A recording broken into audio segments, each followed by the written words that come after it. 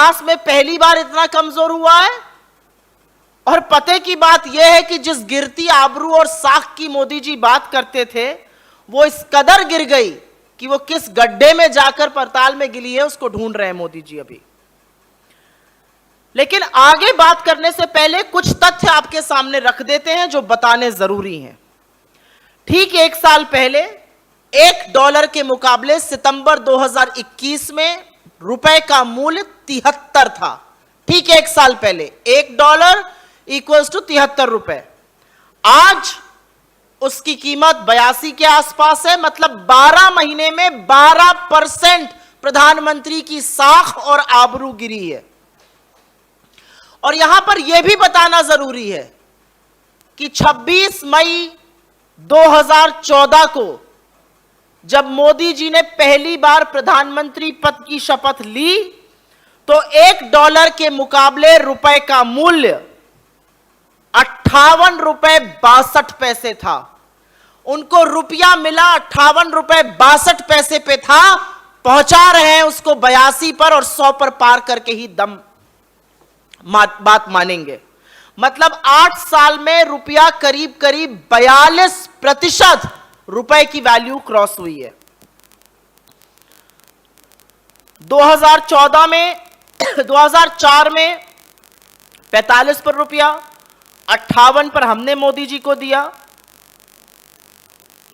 और मोदी जी ने 58 के रुपए को 82 पर पहुंचा दिया। 24 रुपए मूल्य गिरा है। विदेशी मुद्रा का जो भंडार है, जिसकी बड़ी बात करते थे, फॉरेक्स रिजर्व कहते नहीं थकते थे। 1 साल पहले $642 बिलियन, 642 अरब डॉलर थी। 1 साल बाद फॉरेक्स रिजर्व $545 बिलियन पर आकर गिर गया है। $96 बिलियन कम। यह पैसा लगाया गया रुपए को मजबूत करने के लिए, लेकिन रुपया मजबूत नहीं हो रहा है। पर सबसे बड़ी खबर यह है कि पिछले 1 महीने मात्र में $571 बिलियन से फॉरेक्स रिजर्व गिर के $545 बिलियन हो गया। मतलब 1 महीने में, सिर्फ 1 महीने में $26 बिलियन की गिरावट आई है हमारे फॉरेक्स रिजर्व में। पर अब सवाल यह है कि रुपए के गिरने से आपकी सेहत पर क्या असर पड़ता है? क्या आप पर कोई प्रभाव पड़ता है या यह सिर्फ प्रधानमंत्री की साख से लेना देना है? $1 अगर हम किसी चीज के देते हैं, जो चीज आयात होती है, उसके हम $73 दे रहे थे पिछले साल तक, अब 82 देंगे। मतलब सीधे सीधे $9 ज्यादा। और जिस भी चीज का हम ज्यादा पैसा देंगे, यह मानी हुई बात है कि वो पैसा आपसे ही वसूला जाएगा। हम 80% तेल अपना आयात करते हैं, उस तेल के $1 के बदले हम 73 रुपए देते थे 1 साल तक, अब 82 देंगे। जो 9 रुपए का अंतर है वो आपसे ही ऐंठा जाएगा। और डीजल का दाम इसीलिए लगातार बढ़ रहा था। और यह भी सच है कि सब्जी, फल, बाकी सारी चीजें, तो महंगाई को, चीजों को और महंगा करने का काम टूटता रुपया करता है और ऐसे ही आपकी जेब पर डाका डाला जा रहा है। महंगाई का और क्या असर पड़ता है? टूटता रुपया महंगा करता है चीजों को। महंगाई से क्या होता है? आरबीआई तुरंत आती है, इंटरेस्ट रेट बढ़ाते हैं। इंटरेस्ट रेट बढ़ने का मतलब है आपका होम लोन, आपका ऑटो लोन, स्टूडेंट लोन, किसी भी तरह का लोन, ईएमआई बढ़ जाएगी, लोन की किस्त बढ़ जाएगी। अब सवाल यह है कि क्या सरकार कुछ नहीं कर रही है? नहीं जी, बहुत कुछ कर रही है।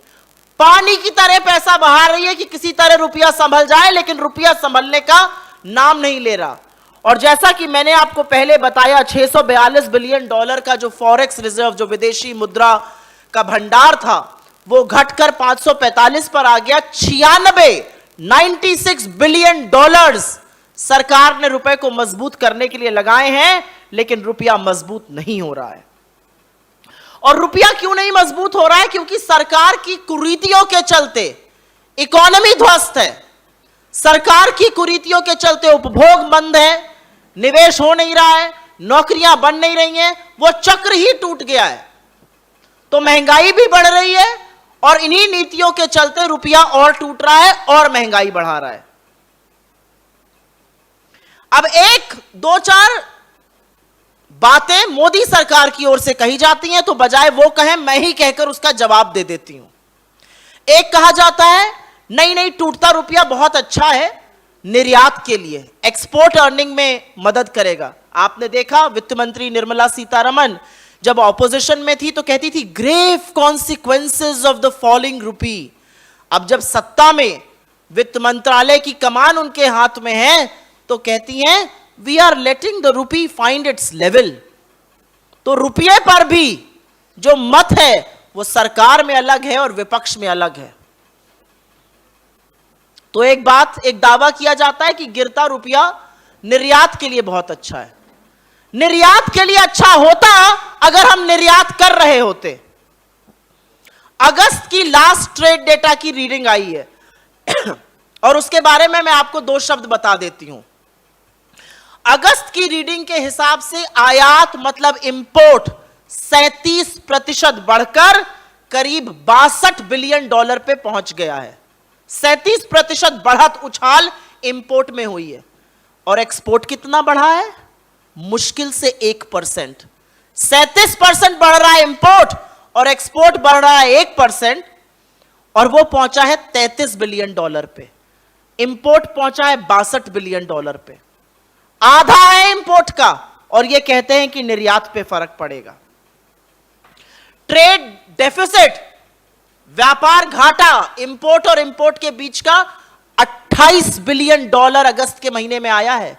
एक साल में यह दोगुना हो गया है, दोगुने से ज्यादा हो गया है। तो नहीं, निर्यात पर इसका कोई सुखद असर नहीं पड़ेगा क्योंकि निर्यात तो हम कर ही नहीं रहे, ऐसी कृपा नीति निर्माताओं की है। अब एक और वाहियात बात बोली जाती है और यह ध्यान भटका हुआ आंदोलन का एक और मुद्दा है। इसके बारे में भी यह सवाल करें, मैं पहले जवाब दे देती हूं। ये कहते हैं 2013 में बहुत गिरा था रुपया। सही कहते हैं। 2013 में जब रुपया गिरा था तब टेपर टैंट्रम हुआ था। जैसे हमारे यहां आरबीआई गवर्नर होते हैं, यूएस में फेडरल रिजर्व के चीफ होते हैं, बेन बर्नांके ने कहा था टेपर करने की जरूरत है। जो क्वांटिटेटिव ईजिंग का प्रोग्राम चल रहा था उसको सुनते ही मार्केट में करेंसी गिरने लगी, डॉलर जो था वो मजबूत होने लगा। तो हमारा जो रुपया था वो मई से अगस्त करीब 4 महीने में गिरकर 58 से 69 पहुंच गया था। 58 से 69 पहुंचा था हमारा रुपया 4 महीने में 2013 में। लेकिन तब मनमोहन सिंह जी की सरकार थी, श्री चिदंबरम वित्त मंत्री थे, डॉक्टर रघुराम राजन आरबीआई के गवर्नर थे, और इन सब लोगों ने मिलकर रुपया को ऐसा संभाला कि 4 महीने के अंदर ही हम ना सिर्फ रुपए को वापस 58 पर लेकर आए, हमने ग्रोथ, जीडीपी की ग्रोथ दर को 5.1 से बढ़ाकर 7% के आसपास किया। और तो और जो विदेशी निवेशक देश छोड़ के चले गए थे $12 बिलियन के, $35 बिलियन हम फॉरेन फंड्स वापस लेकर आए। तो रुपए को 4 महीने में 69 से 58 किया, जीडीपी की ग्रोथ रेट को 2% बढ़ाया, और सबसे ज्यादा फॉरेन इन्वेस्टर्स जो छोड़कर गए थे उनके तिगुना वापस लेकर आए। 2013 में हमने यह किया था। आइंदा से कोई 2013 पर सवाल पूछे तो जवाब यह है। मुझे ऐसा लगता है प्रधानमंत्री जब प्रधानमंत्री नहीं बने थे तो रुपए की बात करते थे, कहते थे रुपया गिरता है साख और आबरू गिरती है। यह भी कहते थे कि होड़ लगी हुई है। तो जो अब होड़ लगी है 82 के आसपास रुपए पर, प्रधानमंत्री की साख किस गड्ढे में जाकर गिरी है और कौन उसको ढूंढ रहा है, इसका जवाब जरूर चाहिए। मोदी जी कहते थे 40 पर आ जाएगा।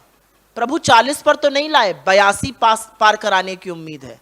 मुझे बस एक ही आशंका है और इस मंच से मैं वो डर और आशंका व्यक्त करना चाहती हूं।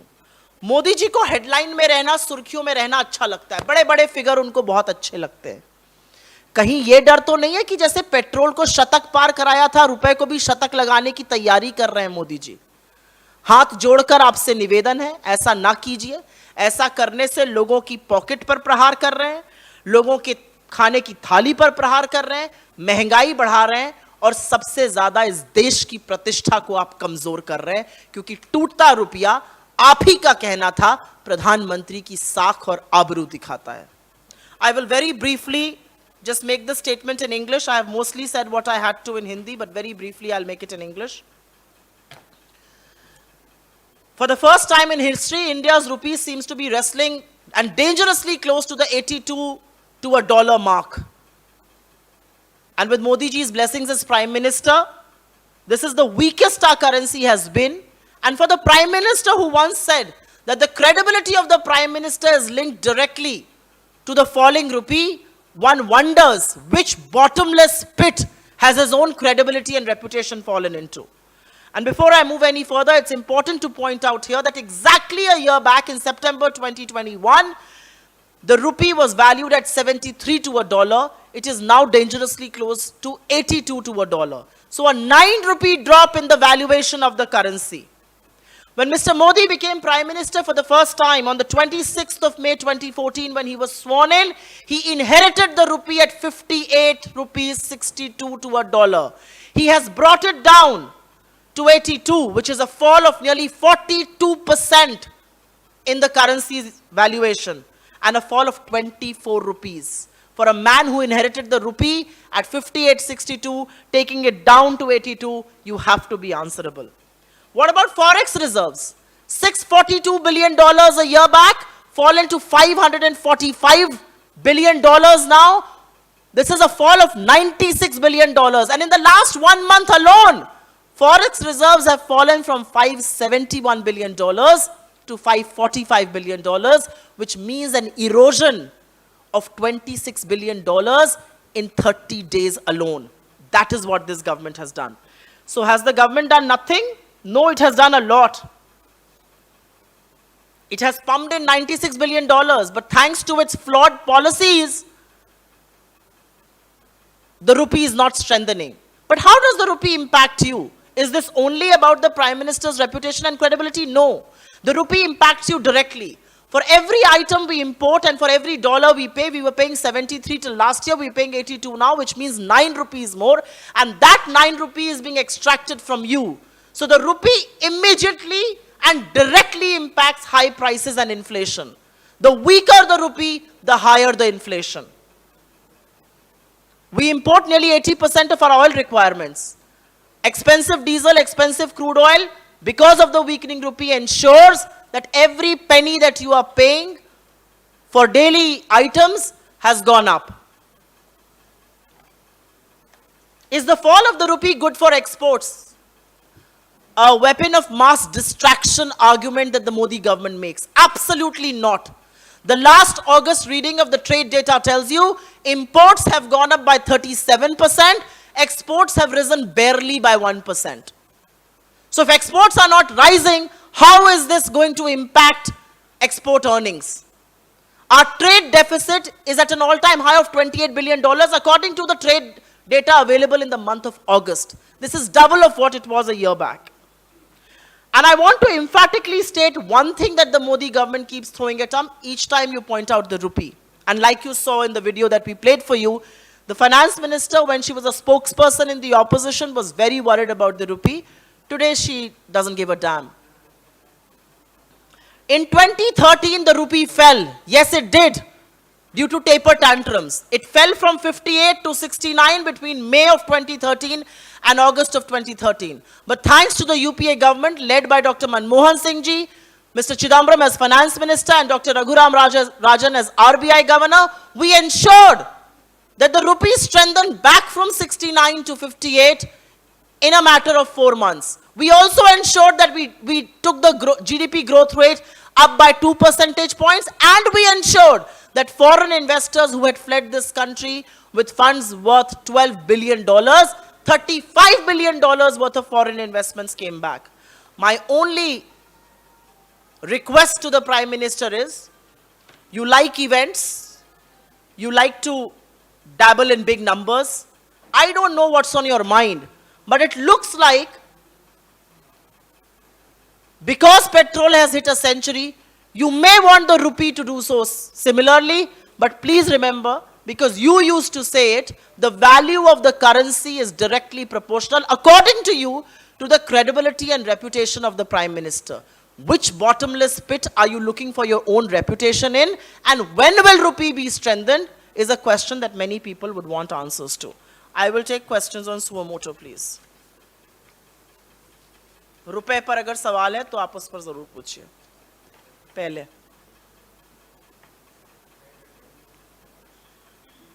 क्योंकि मुझे ऐसा लगता है कि 82 के पार रुपया, जो प्रधानमंत्री कभी लाल आंख की बात करते थे, आंख मूंद लेते हैं, 40 पर रुपया आ जाएगा, आपने तो 82 पर पहुंचा दिया और अब शतक लगाने की तैयारी कर रहे हैं. तो जवाब तो आपको देना पड़ेगा, क्योंकि टूटता रुपया सबसे पहले आपके ऊपर प्रहार करता है, महंगाई को बढ़ाता है, और हम वो बर्दाश्त बिल्कुल भी नहीं करेंगे. अगर वाकई में साख गिर रही है तो साख तो आपकी बहुत गिरी है. जी,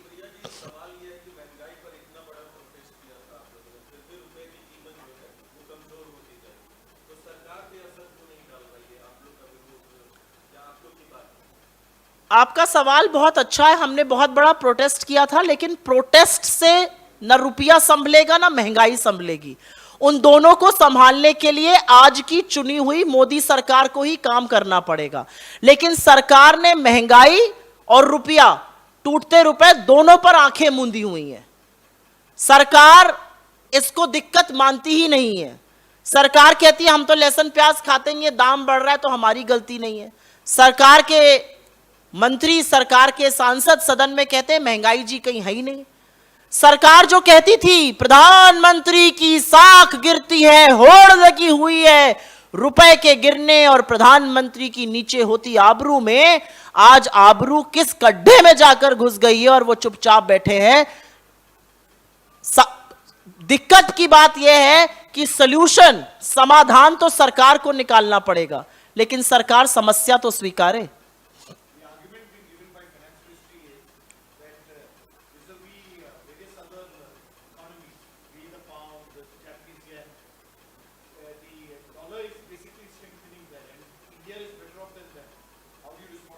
A flawed argument, and I will tell you why.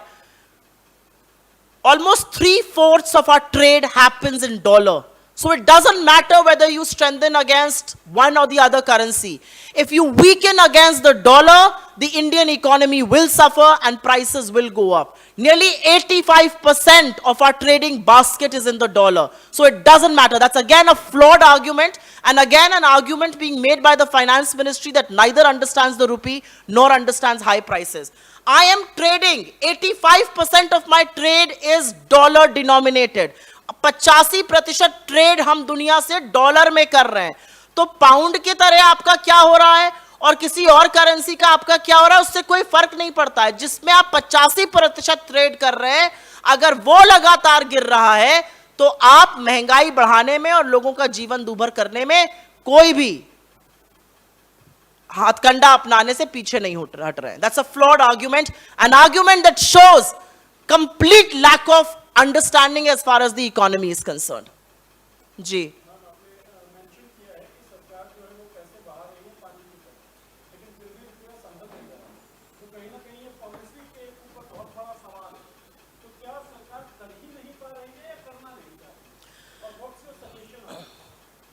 I think the government, instead of, when you raise a question before the government, what does a prudent policy maker do? A prudent policy maker goes back in history and reads and understands what had happened. All that Ms. Sitaraman and all that the Prime Minister need to do is go back to 2013, see what happened, see how we pulled the rupee back from 69 to 58, and use that as a style guide. But why are you not doing that? You are using that argument to attack us. You have spent $96 billion to strengthen the rupee. Why is it not being strengthened? Because the fault lines lie in the Indian economy. The virtuous cycle of consumption, investment and jobs has been broken, and unless you don't fix that, no matter how much money you put in, it's going to be of no use, and that is what is happening. सरकार समस्या को स्वीकारे तो समाधान के पहले.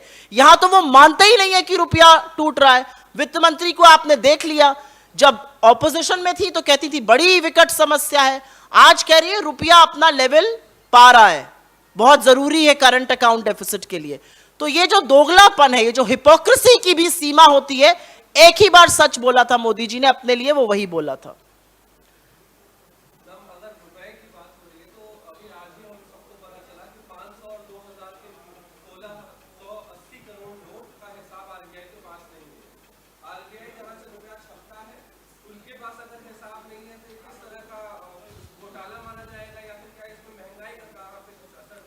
ये अंधेर नगरी चौपट राजा 1680 करोड़ का इस देश के आरबीआई को पता नहीं है। जिन लोगों ने नोटबंदी करी थी, आज उनको चौराहे पर खड़े होकर सवाल पूछने का दिन है। 1680 करोड़ इस इकोनॉमी में गायब हो गए और सरकार के पास कुछ कहने को नहीं है। अब आप ठीकरा आरबीआई पर फोड़ दीजिएगा। आपने नोटबंदी करी थी, कहां है वो पैसा? आप लगातार गोल पोस्ट चेंज करते रह गए। आपने पहले कहा इससे टेरर फंडिंग बंद होगी, वो नहीं हुई। आपने कहा सारे ऑनलाइन ट्रांजैक्शन हो जाएंगे, कैश आज इकोनॉमी में ज्यादा है पहले से। आपने कहा इससे काला धन वापस आएगा, 15 लाख का लोग अभी भी इंतजार कर रहे हैं। तो आपने नोटबंदी क्यों की थी, यह हर व्यक्ति जानना चाहता है। और अगर आपने करी थी तो आज आपको इस बात का भी जवाब देना होगा कि नोटबंदी का क्या फायदा हुआ। 1680 करोड़ हमारी इकोनॉमी से कैसे गायब हो गए, इसका जवाब तो आपको देना पड़ेगा। ये गबन है, ये घोटाला है, ये विफलता है, ये मैं नहीं जानती हूं, लेकिन जवाब तो सरकार को देना पड़ेगा। 1680 करोड़ पेटी चेंज नहीं है, बहुत ज्यादा पैसा है ये। Any other questions on the rupee? I am going to take questions only on the rupee. I think there are far more able people and far more adept people who are handling this situation, and you will get to know as and when decisions are taken. I think an election is underway.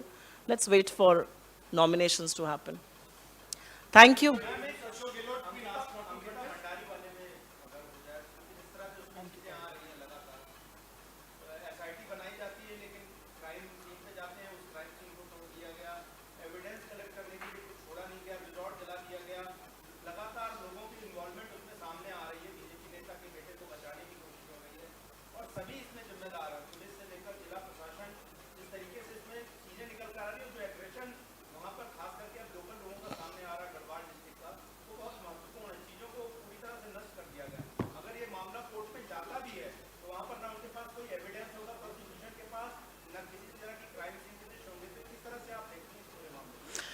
मैं इससे पहले कि इसका जवाब दूं, इसको क्रमवार तरीके से एक ही बात मैं कहना चाहती हूं।